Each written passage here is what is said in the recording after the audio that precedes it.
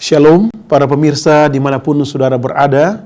Pada episode ini kita akan melihat bagaimana metode-metode Yesus ditujukan kepada umat-umat Tuhan, murid-murid Yesus, untuk melakukan penginjilan kepada kelompok ini. Saudara dan saudari, kita lihat bagaimana model Yesus di dalam meningkatkan iman para murid-muridnya di dalam membawakan kabar baik kepada orang-orang yang berkuasa. Saudara, apa bedanya orang biasa dan orang berkuasa? Orang berkuasa ini ada tingkat level di dalam sisi kemanusiaan dan prestasi yang mereka hidupkan pada saat mereka berada di sekitar orang-orang yang lain. Itulah sebabnya pada kesempatan ini timbul pertanyaan, mengapa orang-orang berkuasa ini untuk zaman saat ini banyak yang merindukan akan kabar baik yang Yesus ajarkan.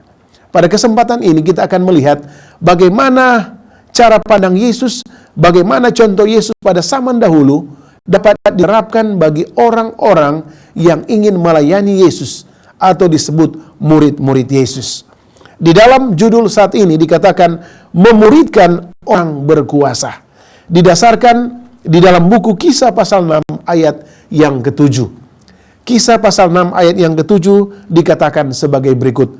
Firman Allah makin tersebar dan jumlah murid-murid di Yerusalem makin bertambah banyak. Juga sejumlah besar imam menyerahkan diri dan percaya kepada Injil. Saudara dan saudari, dapatkah orang-orang yang berkuasa ini menerima Yesus bila mana tidak ada orang yang menyampaikan kabar baik ini? Saudara dan saudari, ada berapa contoh orang atau murid Yesus yang sudah dipercayakan oleh Yesus untuk menyampaikan kabar baik kepada orang-orang yang berkuasa. Antara lain, di dalam buku Kisah 4 ayat 13, waktu Petrus dan Yohanes bersaksi di hadapan majelis Sanhedrin, orang banyak, heranlah mereka, dan mereka mengenal keduanya sebagai murid-murid Yesus. Metode yang diajarkan oleh kedua hamba Tuhan ini, kedua murid Yesus ini adalah salah satu adalah Injil. Inilah yang utama yang mereka bawakan kepada orang-orang berkuasa pada saat mereka bertemu dengan orang-orang tersebut. Yang kedua, di dalam buku Kisah 6 ayat 15-10 dikatakan, Stefanus, lalu mereka melihat muka Stefanus seperti muka malaikat. Orang banyak tidak sanggup melawan hikmatnya dan roh yang mendorong dia berbicara. Saudara, Stefanus adalah orang yang ketiga di dalam pelajaran ini yang menyampaikan kabar Injil kepada pemuka-pemuka agama, orang-orang besar, dengan catatan dia mengundang kuasa Roh Kudus untuk menyampaikan kabar Injil kepada orang-orang yang berkuasa. Yang ketiga, dalam 2 Timotius 4 ayat 16 dan 17 dihubungkan dengan buku Alfa dan Omega jilid 5 halaman 382. Tetapi Tuhan telah mendampingi aku dan menguatkan aku supaya dengan perantaranku Injil diberitakan dengan sepenuhnya dan semua orang bukan Yahudi mendengarkannya. Dengan demikian aku lepas dari mulut singa. Saudara dan saudari, orang yang keempat adalah Paulus. Menggambarkan bahwa murid-murid Yesus pada awalnya tidak diterjemahkan untuk pinter membawakan kabar baik Injil kepada para penguasa. Tetapi Yesus memberikan contoh, memberikan kesempatan kepada murid-murid Yesus untuk dapat menerima tantangan ini, dan tugas mereka adalah membawakan kabar baik kepada semua orang, tetapi yang saat ini berfokus kepada orang-orang yang berkuasa. Mari kita lihat kacamata Alkitab untuk orang-orang berkuasa. Kita buka di dalam buku Roma pasal 13. Saudara dan saudari, kalau saudara punya Alkitab atau catatan, saudara catat dan saudara baca setelah saudara pulang kantor atau saudara berada di rumah. Saudara lihat di dalam buku Roma 13 ayat 1-7.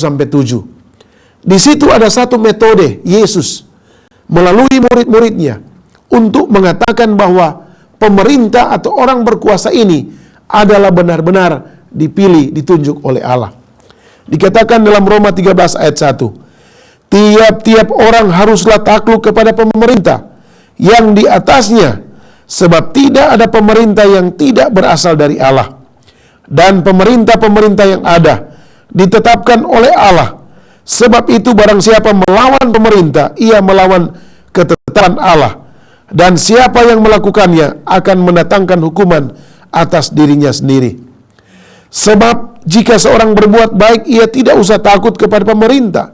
Hanya jika ia berbuat jahat, maukah kamu hidup tanpa takut terhadap pemerintah? Perbuatlah apa yang baik, dan kamu akan beroleh pujian daripadanya. Karena pemerintah adalah hamba Allah untuk kebaikanmu. Tetapi jika engkau berbuat jahat, takutlah akan dia. Karena tidak percuma pemerintah menyandang pedang. Pemerintah adalah hamba Allah untuk membalaskan murka Allah atas mereka yang berbuat jahat. Sebab itu perlu kita menaklukkan diri, bukan saja oleh karena kemurkaan Allah, tetapi juga oleh karena suara hati kita. Itulah juga sebabnya, maka kamu membayar pajak, karena mereka yang mengurus hal itu adalah pelayan-pelayan Allah. Bayarlah kepada semua orang apa yang harus kamu bayar. Pajak kepada orang yang berhak menerima pajak, cukai kepada orang yang berhak menerima cukai, rasa takut kepada orang yang berhak menerima rasa takut, dan hormat kepada orang yang tidak menerima hormat. Saudara, di sini dikatakan bahwa gambaran Allah, gambaran Yesus terhadap pemerintah adalah merupakan satu tangan kanan Allah di dunia ini. Inilah pelajaran general bagi kita bahwa orang berkuasa itu dihubungkan dengan pemerintah. Itulah sebabnya hubungan antara penginjilan dan pemerintah itu sangat erat kaitannya. Itu sebabnya di dalam buku Testimonies for the Church halaman 42 dikatakan, umat Tuhan mengakui pemerintah manusia sebagai yang diurapi Allah dan akan mengajarkan penurutan kepadanya sebagai tugas yang suci di dalam batasan yang sah. Tetapi ketika itu bertentangan dengan tuntutan Allah, firman Allah harus diakui lebih tinggi daripada hukum manusia. Firman Tuhan tidak akan disisihkan untuk peraturan gereja atau negara. Mahkota Kristus harus diangkat di atas mahkota penguasa dunia. Saudara, timbul pertanyaan, mengapa banyak orang yang menekan pemimpin-pemimpin agama, orang-orang yang berkuasa pada zaman Yesus, menolak Yesus? Dikatakan bahwa Yesus, sementara dia membawakan kesaksian untuk menjadikan murid, kadangkala hasilnya sangat jauh berbeda dari yang dia sendiri harapkan. Betapa Yesus akan bersuka cita jika Pilatus, Kayafas, Herodes, dan orang-orang yang lain telah menyerahkan hati dan bertobat. Dengan kekerasan kepada mereka, mereka menolak permohonannya tanpa berperasaan mengabaikan panggilan keselamatan mereka yang terakhir. Tugas kita adalah melakukan sama seperti Yesus lakukan. Setia sampai mati, bukan setia sampai kecewa. Ada satu contoh, seorang yang berpengaruh pada zaman Yesus.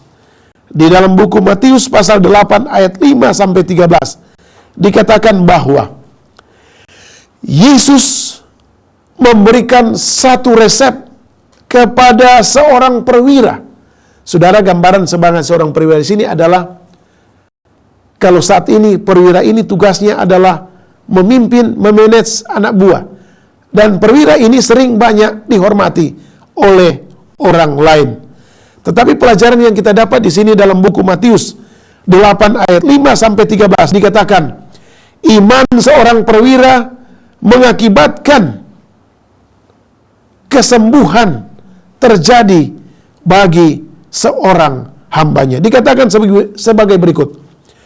Dengan menggambarkan pengalamannya dalam militer, dia memahami kekuasaan.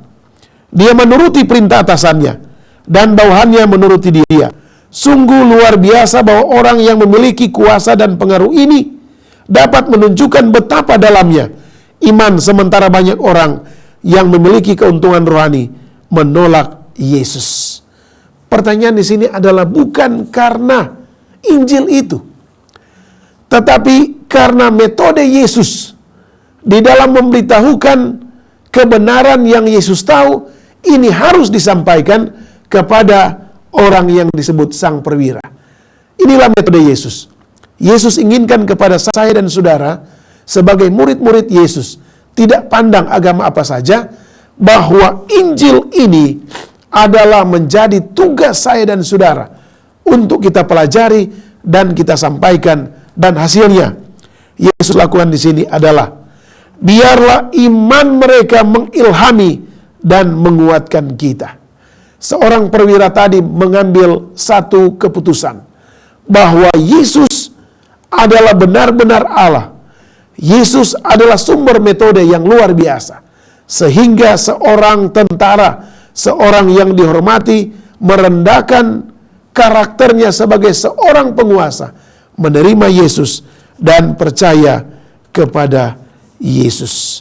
Dikatakan di dalam kutipan membina keluarga sehat, bukan karena zaman biasa dan secara kebetulan, maka jiwa-jiwa yang kaya, yang mencintai dan menyembah dunia ini ditarik kepada Tuhan. Sering orang-orang seperti ini paling sukar didekati. Usaha perorangan harus dilaksanakan bagi mereka oleh pria dan wanita yang dipenuhi oleh semangat sebagai utusan Tuhan. Mereka yang tak akan gagal atau penuh semangat, sebagian orang lebih cocok bekerja di kalangan yang lebih tinggi. Saudara dan saudari, para pemirsa yang saya kasihi dalam Yesus Kristus, dikatakan di dalam buku Matius 10 ayat 16 sampai 20. Sayangnya mereka yang dipenuhi oleh kekuasaan dunia ini lebih lambat untuk menerima Yesus. Saudara, survei Yesus juga hasil pengamatan Yesus bahwa Yesus hanya menyampaikan kepada mereka, dan reaksi dari para pendengar di dalam pelajaran kita saat ini, banyak yang menolak tawaran Injil Yesus. Kita lihat Gubernur Felix, dinasti Herodes, mereka menolak undangan keselamatan walaupun menghadapi penolakan dan penganiayaan yang sama. Murid Kristus di abad 21 harus tetap bertekun. Saudara dan saudari, Injil tetap diberitahukan. Semangat motivasi kita sebagai pelaksana pembawa Injil harus tetap kita lakukan, karena dikatakan Kristus telah setia mengabarkan Injil. Ingat, metode yang perlu saudara pakai sebagai kesimpulan dari pelajaran kita pada saat ini adalah Kristus telah setia mengabarkan Injil kepada orang-orang besar. Yang kedua, para misionaris telah bersaksi di seluruh Yudea. Apakah itu Petrus? Apakah itu Yohanes? Apakah itu Rasul Paulus? Semuanya sudah mengikuti metode Yesus. Kristus telah setia mengabarkan Injil dan secara pribadi mengalahkan kematian, meneguhkan pekabarannya. Orang-orang yang tidak berpihak kepadanya melompat masuk ke dalam kerajaannya. Saudara dan saudari yang saya kasih dalam Yesus Kristus, kiranya kita dapat ditantang, kita dapat menggali firman Tuhan untuk mengatakan bahwa berapa banyak orang yang lebih cocok bekerja untuk menjangkau orang yang berkuasa.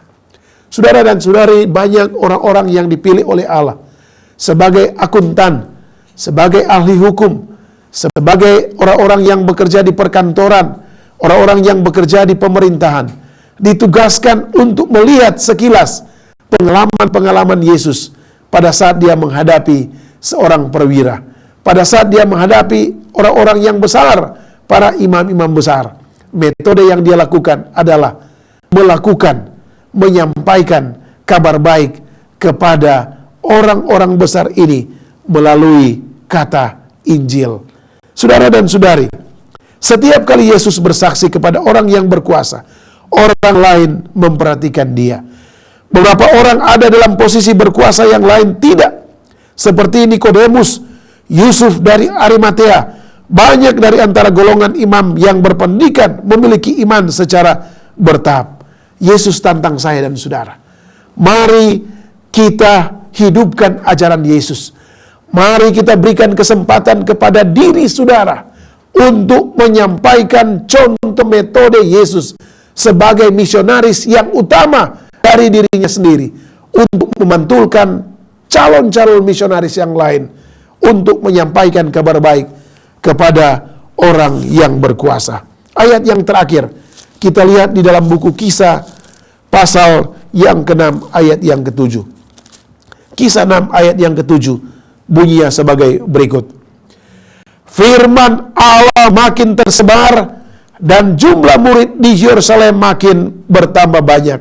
Juga sejumlah besar imam menyerahkan diri dan percaya kepada Yesus.